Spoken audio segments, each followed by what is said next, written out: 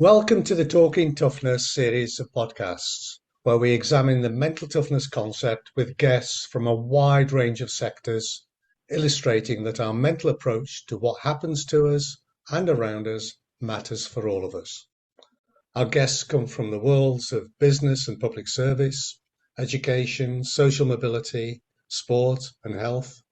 They all share their experiences and their observations about the factors that have enabled them to survive and to thrive on their journey through life. Many guests have gone further and incorporated the concept into what they do as coaches, trainers, managers, and leaders, helping others to thrive in their turn. Their experiences are valuable to those of us who strive to do the same. Our guest today is one of the true giants of the people development profession. Professor David Clutterbuck is the last fully active survivor of the pioneers of coaching and mentoring. He co-founded the European Mentoring and Coaching Council, which is also a pioneer in setting standards in an otherwise unregulated profession. He's influenced, and as listeners will hear, continues to influence the development of coaching and mentoring as a profession and practice that has such potential to bring about positive change. He has authored and co-authored more than 70 books embracing coaching, mentoring, developing coaching cultures, and talent management.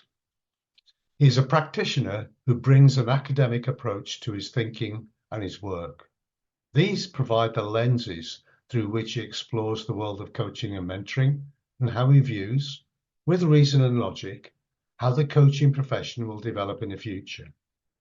Professor Clutterbuck has continued to update and evolve his understanding of one of the most important concepts in people and organizational development today. Today, he shares this with us. This is a unique opportunity to learn from a true master of his craft. A really warm welcome, David, to this podcast. What we're interested in today is to explore your work around coaching and mentoring, because you can justifiably be considered one of the pioneers of coaching and mentoring. You and I are roughly the same age. I remember when coaching first started, and it certainly didn't look anything like the way we understand coaching now. So I've got two questions to start with. The first one is, what drew your attention to coaching in the first place? And how do you think it's evolved over the years? Coaching didn't really exist, not in the way that we know it now, when I first got involved. I was a young journalist, I say young, but middle-aged journalist, and working for McGraw-Hill. And I worked for a magazine called International Management, and my job was to go around the world identifying really good ideas and practice in management. Eventually, I became the editor of the journal. And one of the people that I met was a lady called Kathy Cram in the States. She'd done her PhD on what she called mentoring. And I wrote up this and got fascinated by it, and did some research of my own. And in 1985, both of us, the same month, she produced her book, and I produced mine.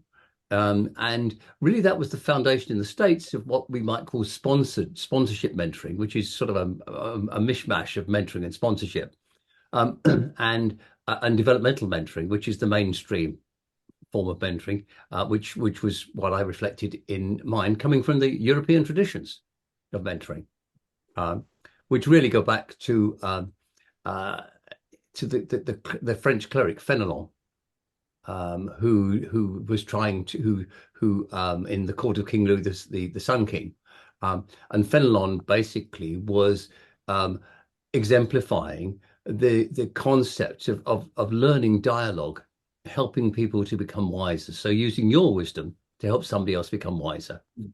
And then the work of Timothy Galway, a few years before that, had sort of suggested that in sports, you could get people to learn more effectively if they weren't told what to do, but actually explored it, and actually really felt and encompassed it within themselves.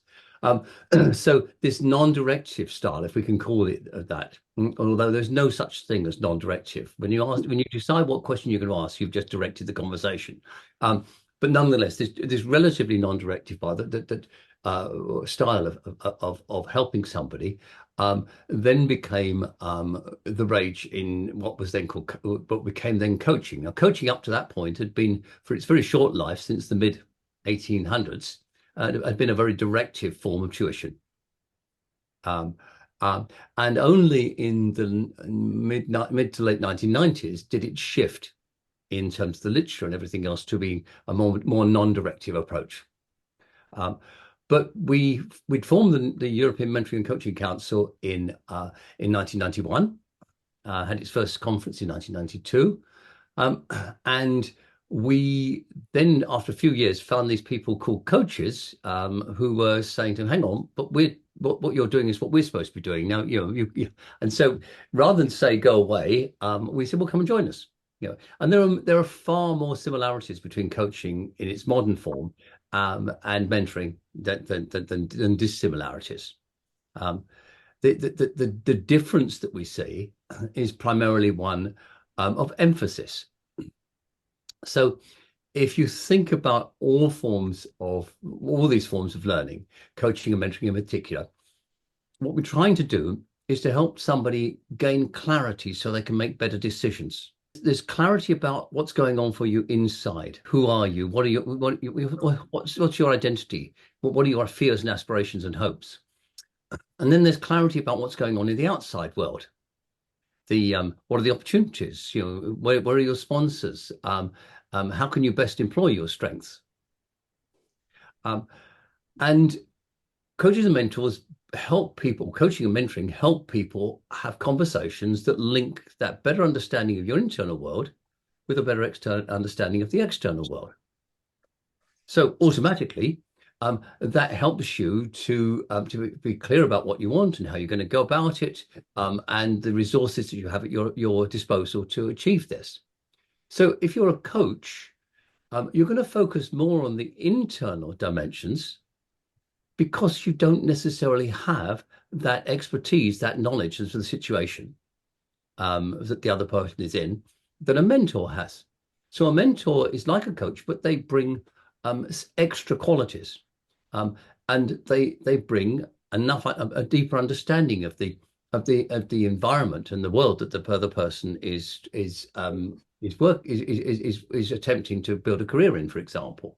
But they give context, not advice. And there's an enormous difference between those two things. So context is information that helps you with your quality of your thinking. And advice is doing the thinking for you.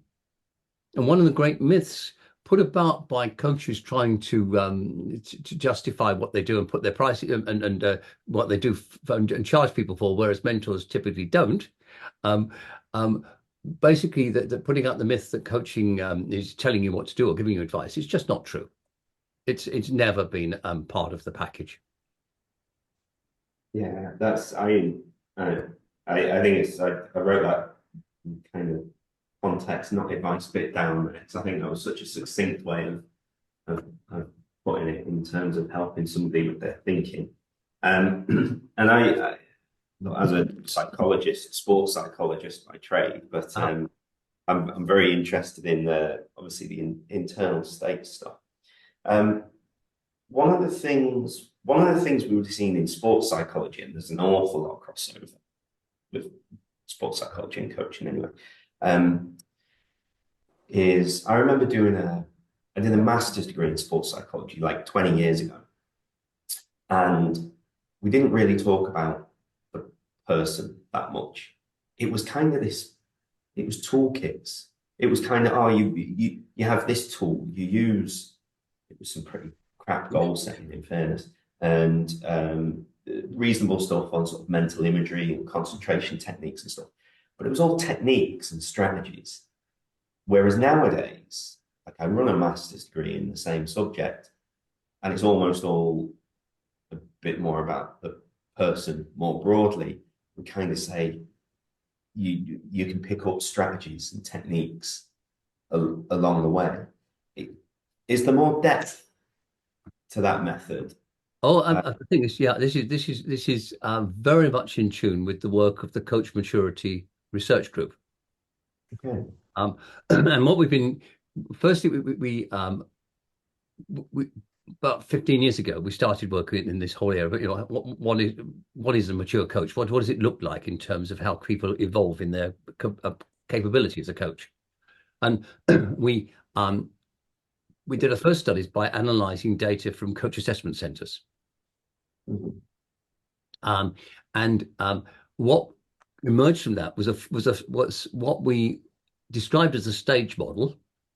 Although in the more recent research, we've questioned whether it is actually really a stage model. But what we found was 4 different mindsets. So you had a mindset which was basically about doing coaching to people. So you've got the GROW model or something like that. GROW stands for get rich or more. But you've got this tool, is this hammer, and you've got to hit everything. Everything's got to be a nail. And people outgrow this, and they become much more what we call more process-based. And so they have a wider toolkit, and they begin to and they're still doing coaching, but they're doing coaching with the other person. There's more of a contract and a real dialogue. Then we found that there was a mindset that said, actually, I can leave all that behind. It's not about doing, it's about being. So I'm integrating who I am with what I do. And then the 4th mindset that we found, we called the systemic eclectic, because it was basically seeing the person, the client, in their own systems, and relaxing and letting go of goals, letting go of all the tools and techniques. And if you do use a tool or technique, very, very deftly using it, and almost imperceptibly.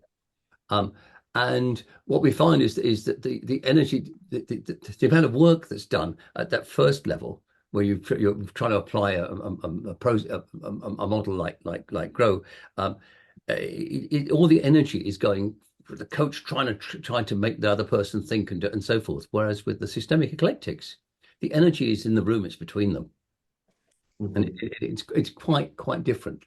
So we thought that you had to go through one stage to the next to get it, and it would be like a stage model. In the more recent research, we've gone out and we've interviewed dozens of highly experienced coaches about their learning journey, and then done an IPA analysis of what actually what does this mean? And we're not able to prove the stage model theory.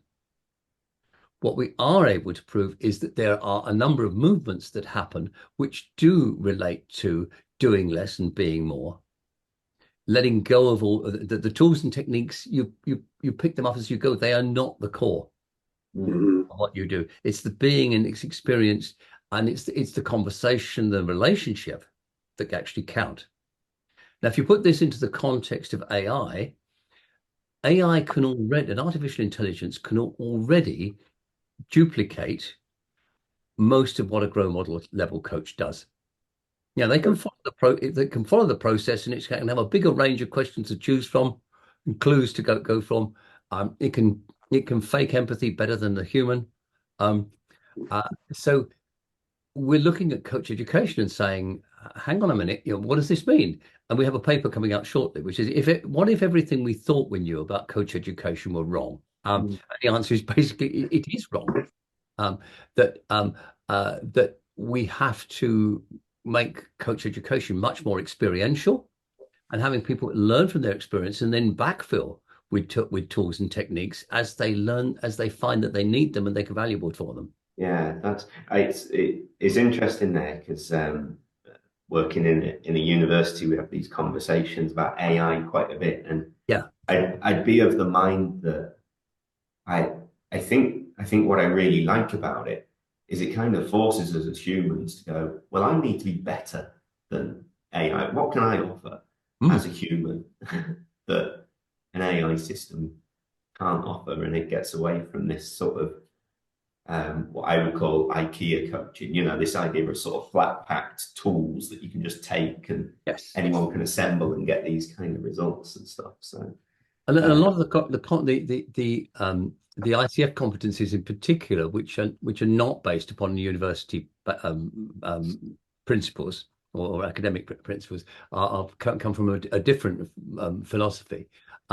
They would tend to tie you down to doing it this way. Mm. And what we're learning from going around the world is actually there is no one right way of coaching. It's totally different in different cultures. So I've just been in the Solomon Islands and I've been listening to how they coach there. And one of the things that's really important in coaching there is to be able to link it with tradition, with parable and story that they tell. So they find when somebody has an issue, they'll try and find is there as part of our culture a story that we can actually use to as a sort of foundation for exploring this, and then they'll go beyond that. They'll actually, in some cases, they will say, well, they're actually associated with this story. There's a dance, and the coach and the coachee may actually get up and dance together in order to build that quality of rapport and to act out the story. And you can see where this is you won't find this in any of the competency frameworks, and yet it's this adaptability. It's the fact that we are here to support the person in a way that's going to be most effective for them. And if they come from a different culture than a North American or West or European culture, they may need a different approach. Yeah, smart goals isn't going to cut it. I'll let Doug get a word in, otherwise I'll. But what strikes me, I knew John Whitmore quite well and often spoke at conferences with John, but I totally agree with you that this notion of being prescriptive about this is how you coach, this is the one way of doing it, is fundamentally flawed.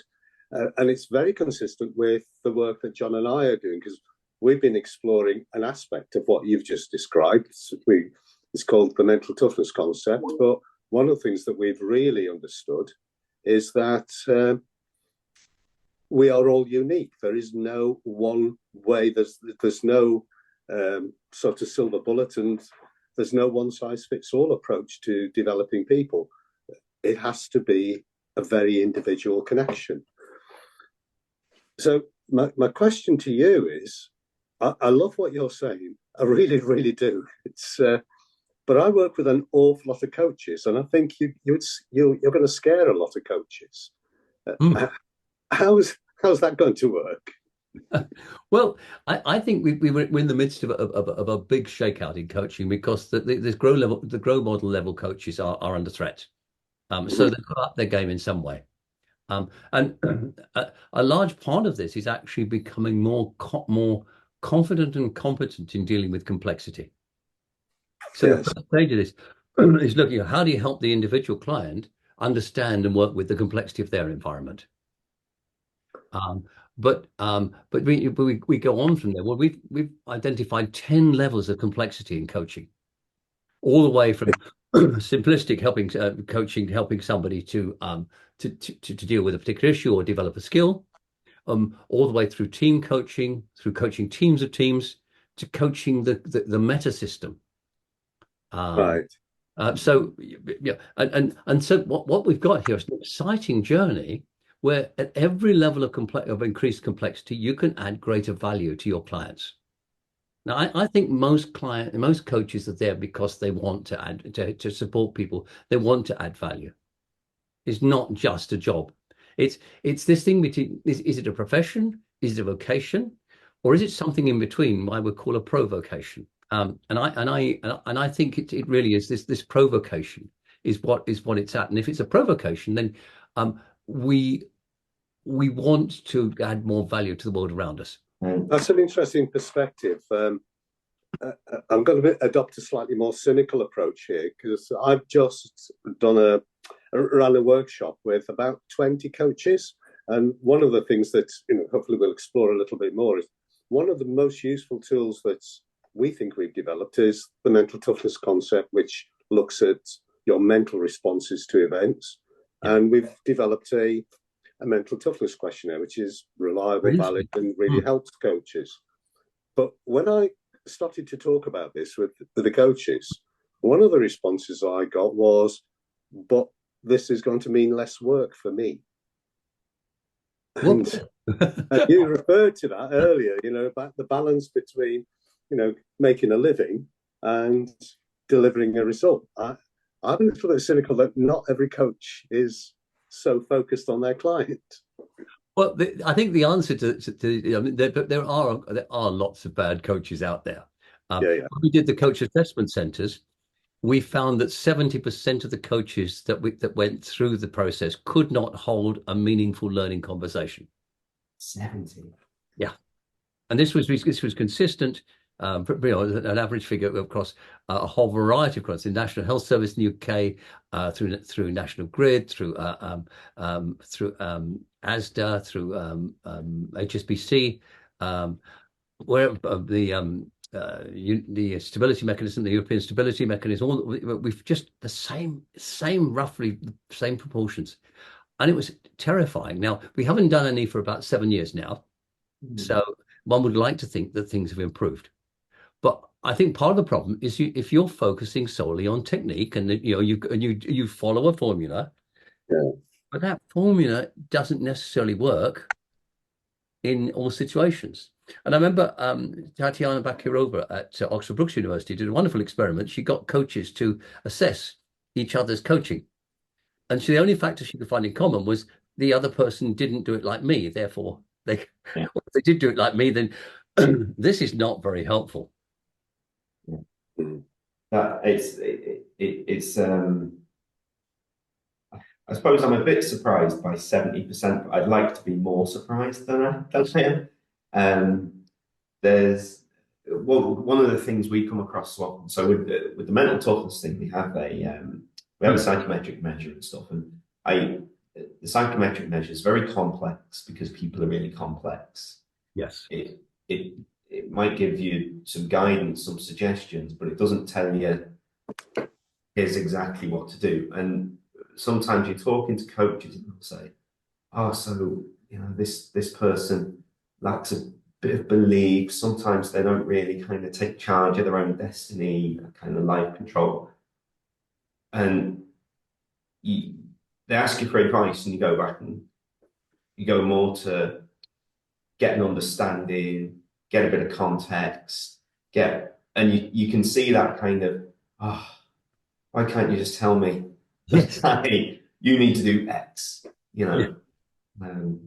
so yeah, I can see that. How do we address that, David? How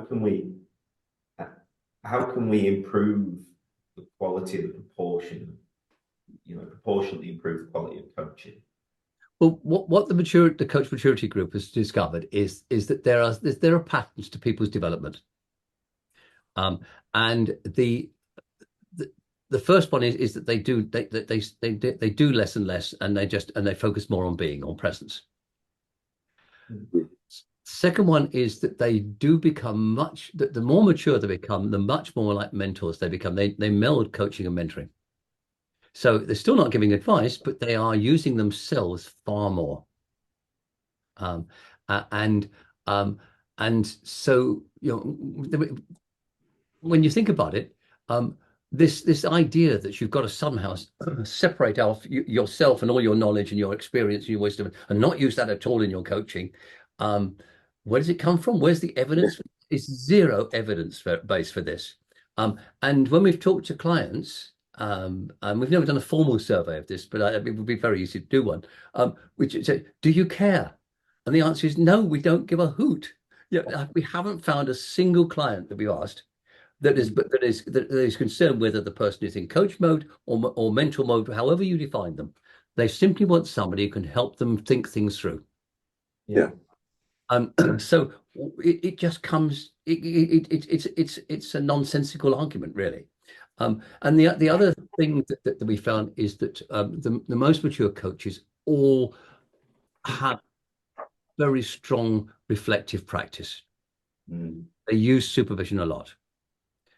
Some of them go of going through counselling, but they the quality of reflection is the thing that drives their evolution.